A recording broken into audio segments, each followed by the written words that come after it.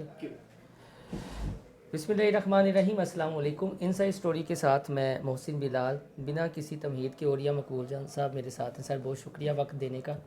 سر تحریک لبیک پاکستان کی dead line 16 کو ختم ہو جائے گی، آپ ان کے بہت قریب سمجھے جاتے ہیں، تو کیا آپ دیکھ رہے ہیں کہ اس سے پہلے مذاکرات ہو جائیں گے اور معاہدے پر ریاست عمل کر پائے گی، اور اگر نہیں کر پائے گی تو پھر مستقبل کیا دیکھ رہے ہیں؟ دیکھیے معاہدے پہ ان کو عمل کرنا چاہیے، کیونکہ 3 مہینے پہلے انہوں نے یہ صورتحال کی تھی۔ مجھے لگتا یہ ہے کہ وہ انہوں نے ایک ہچ رکھی تھی کہ ہم اس کو قومی اسمبلی میں پیش کریں گے۔ ہاں جی، اب وہ قومی اسمبلی میں اگر پیش کریں گے تو یہ بال چلا جائے گا ساری پارٹیوں کے آس پاس۔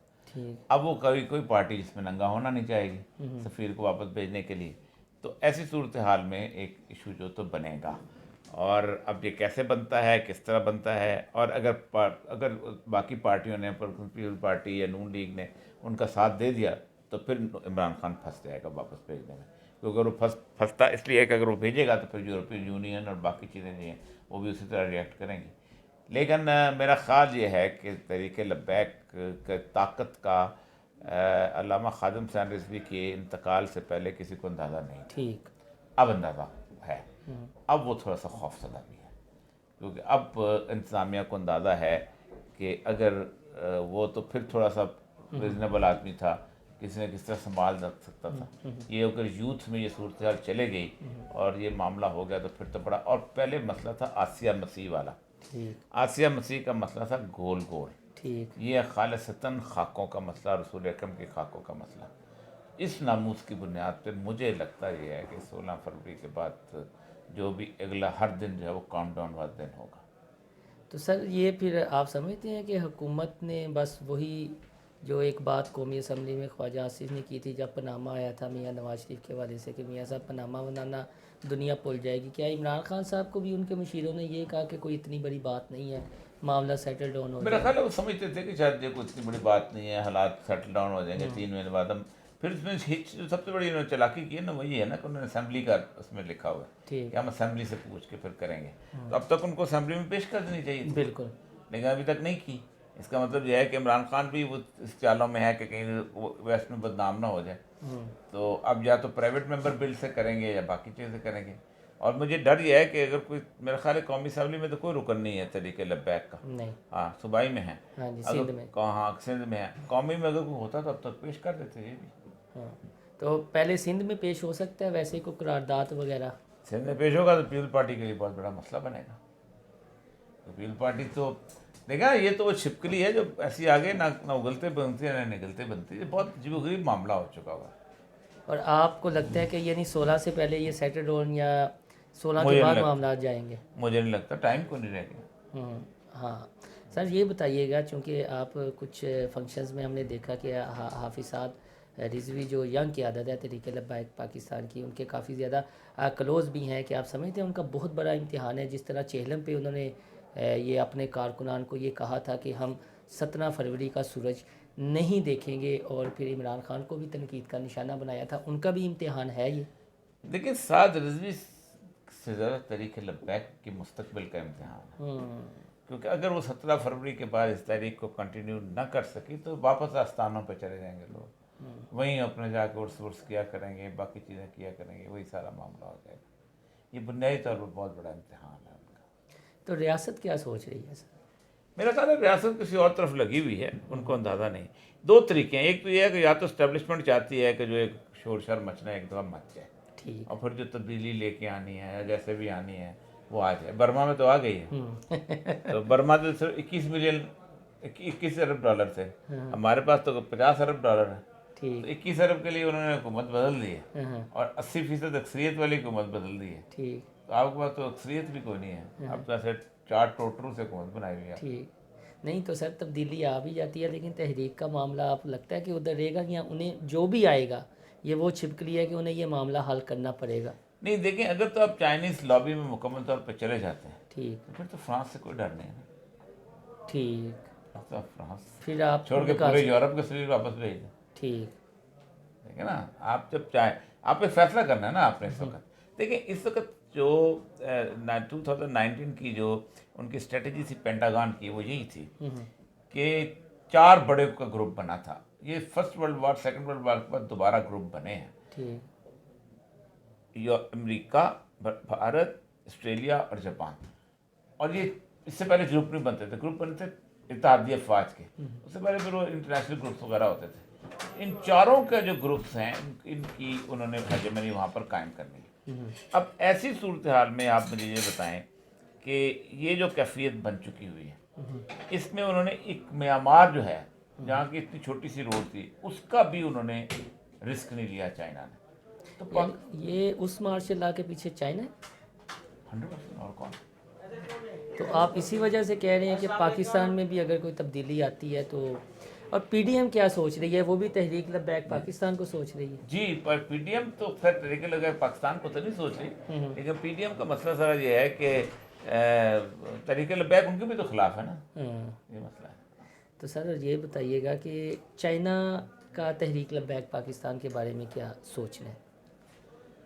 देखें, तरीके लब्बैक पाकिस्तान अभी तक उस एनल्स में नहीं आए कि नेगोशिएशंस हो जाए, ठीक। लेकिन उनकी फोर्स से एक कैफियत ऐसी पैदा हो जानी है जिससे कुछ निकलेगा अंदर से, मेरा अंदाज़ा यही है। यानी इस बहर की तह से कुछ निकलेगा।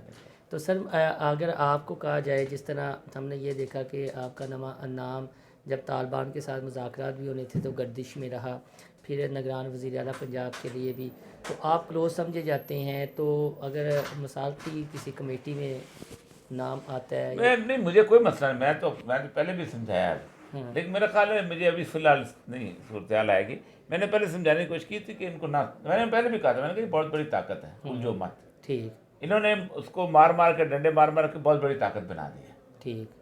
अब वो जिस दिन वो आतिफ शाह फटा बहुत बड़ा होगा, तो हाफिज साद में ये है कैपेबिलिटी, चीज़ें और बन जाती होती हैं, लोग और आ जाते होते हैं। यानी अभी आप वो देख रहे हैं। हाँ, देखो। तो सर आप कुछ हलकों के काफ़ी ज़्यादा करीब भी समझे जाते हैं, तो इमरान खान साहब की नफ्सियात के बारे में आप, यानी पहले भी आपने जिक्र किया था कि इमरान खान बुनियादी तौर पर देखिए, इमरान खान को जितनी शानदार माहौल मिला है, जितनी 2 नंबर किस्म की अपोजिशन मिली है, जितना उसको, उसके बावजूद भी पॉलिटिकल एक्यूमेन नहीं है, एडमेंट है, एरोगेंट है, मगरूर है, चीज़ों को लेके चलता नहीं है, समझता कम है, लेकिन सियासत खेल रहा है और कामयाब भी है, जाहिर बात है। सर आपको लगता है कि अगर चलें जनाजे पे नहीं और इमरान खान चेहलम नहीं तो उसके बाद अगर आ जाते, देखें तहरीक लब्बैक पाकिस्तान है तो सारे पाकिस्तानी, और वो वज़ीर आज़म है और उन्हें कुछ मामलात को कूल डाउन करना चाहिए, अगर आ जाते तो कुछ माहौल मुख्तलिफ होता इससे।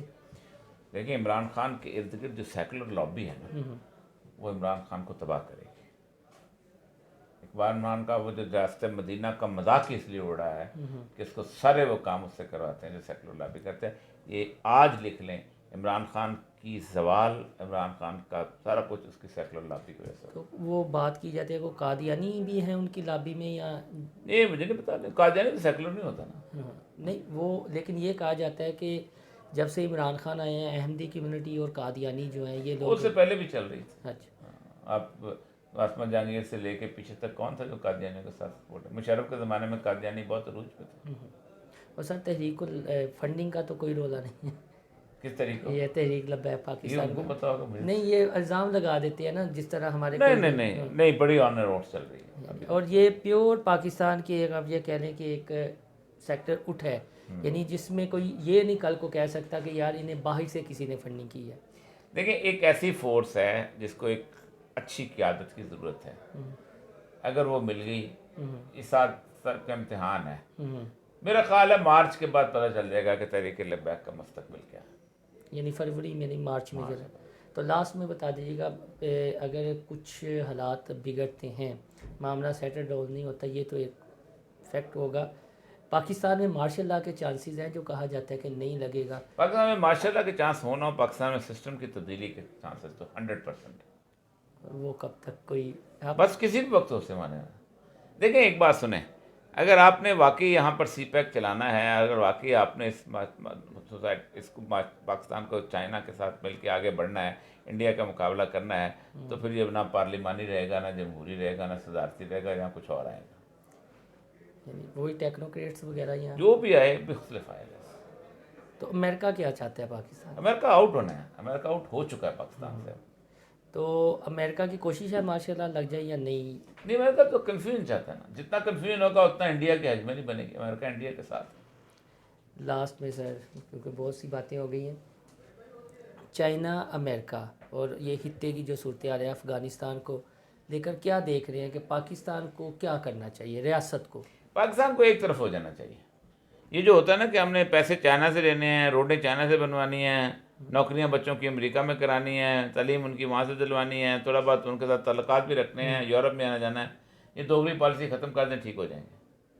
ادروائز اسی طرح نہیں دنیا سے اب تک چائنا ان کی ایسی تیسی پھیر دے گا۔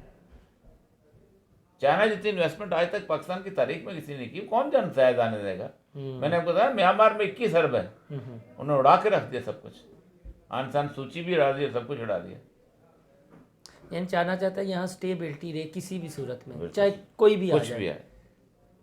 اور یعنی اس کو مذہب کے ساتھ بھی اتنا ان کے اپنے کون سا مذہب ہے؟ ان کے اپنا جمہوریت نہیں ہے، مذہب نہیں ہے، کوئی چیز نہیں ہے۔ وہ کہتے ہیں اسٹیبلٹی ہو، سکون ہو، اطمینان ہو۔ سر ایک صرف لاسٹ بات، اگر کچھ حالات بدلتے ہیں، تحریک کا آپ نے کہا کہ مارچ کے بعد مستقبل کا اگر یہ تحریک مزید جوش پکڑتی ہے، حالات بگڑ جاتے ہیں یا چائنا چاہتا ہے ہماری انویسٹمنٹ خراب نہ ہو، تو یہ جو ہماری اپوزیشن ہے یا سیکولر لابی ہے وہ تو یہ نہیں کہے گی کہ جس طرح ہماری اسٹیبلشمنٹ ہے وہ مذہبی فیکٹر کو استعمال کرتی ہے، تو یہ انہی کے کہنے پہ ہوا ہے سب کچھ؟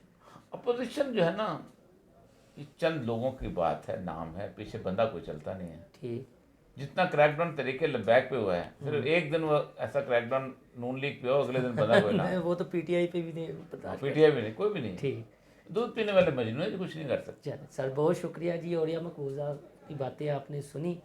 انہوں نے کہا کہ تحریک لبیک پاکستان کا جو مستقبل ہے وہ تو مارچ میں پتہ چلے گا، اور بہت سارے پاکستان میں حالات بدل بھی سکتے ہیں۔ پھر آئندہ موقع ملا تو مزید اوریہ صاحب سے بات کریں گے۔ آپ کو ہماری یہ ویڈیو پسند آئے تو ہمارا چینل سبسکرائب کرنا نہ بھولیے گا۔ اللہ حافظ۔